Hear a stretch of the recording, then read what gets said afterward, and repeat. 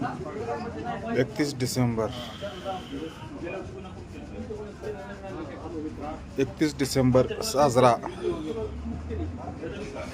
मित्रांसोबत गप्पा, वेळ दिला, त्यातून शेतावरची कामं बघितली, घरातल्या जबाबदाऱ्या पार पाडल्या, ऑफिसची कामं होती, ऑफिसची कामं पार पाडली.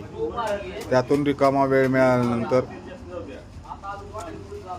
कुठं दारू पिऊन एन्जॉय करावा, कुठं फालतू टाईमपास करून त्यामध्ये वेळ घालवण्यापेक्षा आहे वेळ तर आमच्या इथं जवळ गोरोबा काकाचं मंदिर आहे, तिथं गेलो. तिथं जाऊन थोडा वेळ, अर्धा एक तास वेळ दिला, दर्शन घेतलं.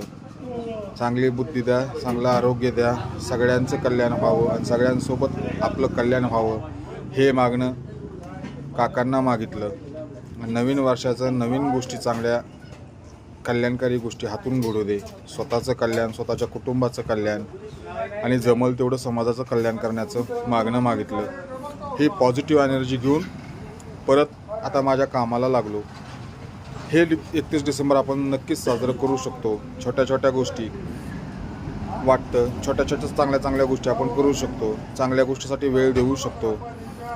उगाच 31 डिसेंबर दारू पिऊन धिंगाणा घालणं, आपो, चरस, गांजा, रेव पार्ट्या, यातून स्वतःचंही कल्याण नाही, स्वतःच्या कुटुंबाचंही नाही आणि इतरांचंही नाही. त्यापेक्षा हा रस्ता योग्य आहे.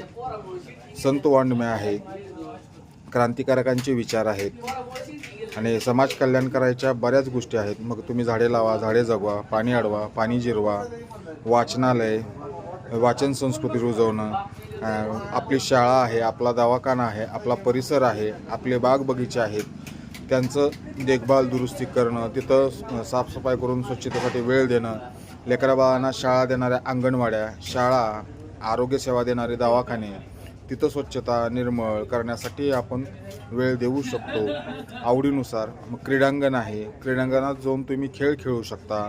तिथं तुम्ही आपली एनर्जी एन्जॉय म्हणून करू शकता. मग तुम्हाला बॅडमिंटन खेळा, व्हॉलीबॉल खेळा, क्रिकेट खेळा, किक्कीचका खेळा, सूरपारंब्या खेळा, जे वाटेल, ज्या गोष्टीतून एन्जॉय मिळेल, आनंद मिळेल, ह्या चांगल्या गोष्टी तुम्ही करू शकता.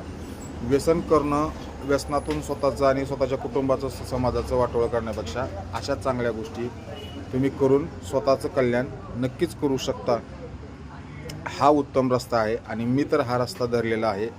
आपण आपली इच्छा, तुमचं अभिव्यक्ती स्वातंत्र्य, पण मी माझ्या अभिव्यक्ती स्वातंत्र्याचा ह्या गोष्टीसाठी वापर करणार, एवढं मात्र नक्की.